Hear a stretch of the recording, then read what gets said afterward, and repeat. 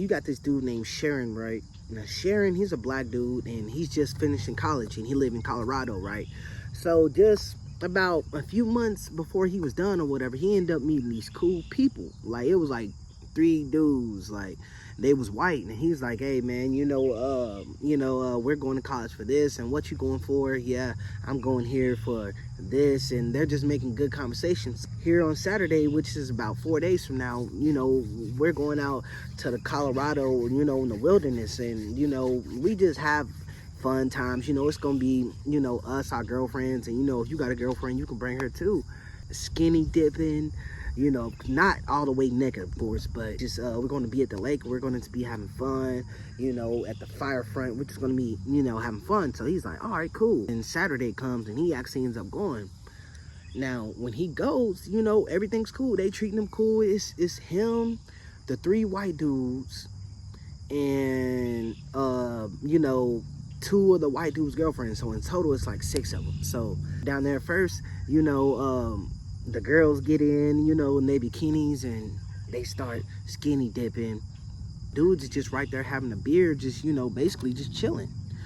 And they like, yeah, man, I can't wait, man, till we finally finish college, and after that, everything's gonna be good. So he's like, yeah, man, I'm talking to this girl down in Texas, and I'm supposed to be going to see her, and I'm actually gonna probably move down there with her, and we're gonna start, a family.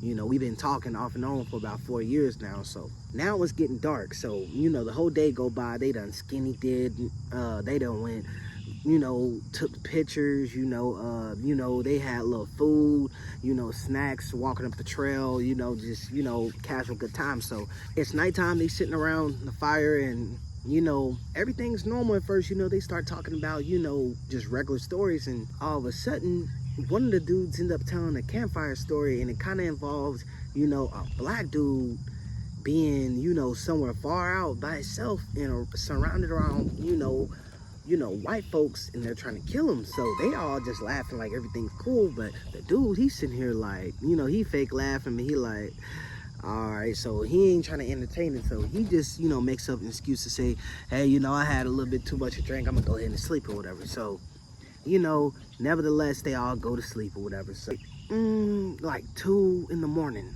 it's pitch black out, and they all in their own tents. So he's woken up because he thought that he heard like some laughing or like people cheering and talking or something. So he gets up and he goes around, and he's looking, and none of them are in their tent at all.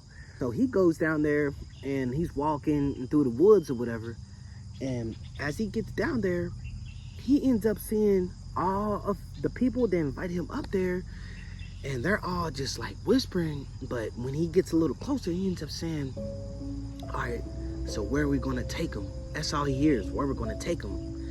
And he hears someone else say, we can take him here, they'll never find him. And they just keep hearing little stuff like that, like, and what about the cops? And we can just take him here. And basically, just saying little stuff like that. So that's all he needed to hear. He ends up, slowly backing up, and, when he gets far enough, he runs back up the hill, goes in his tent, gathers all his stuff, and he just foots it.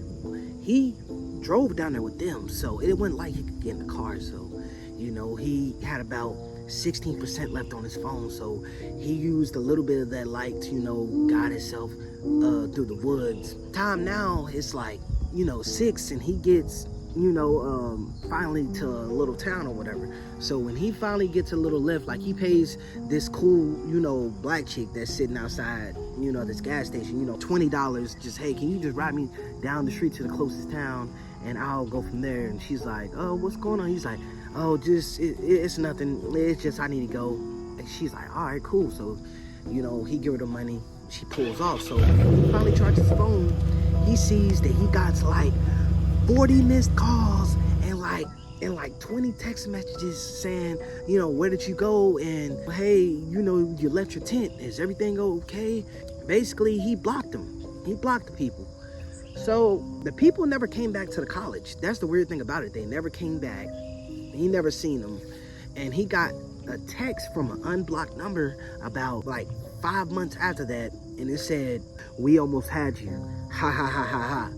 And after that, he just never chilled with strangers he don't know again. What do y'all think they had in store for him? If y'all like this story, like, comment, subscribe.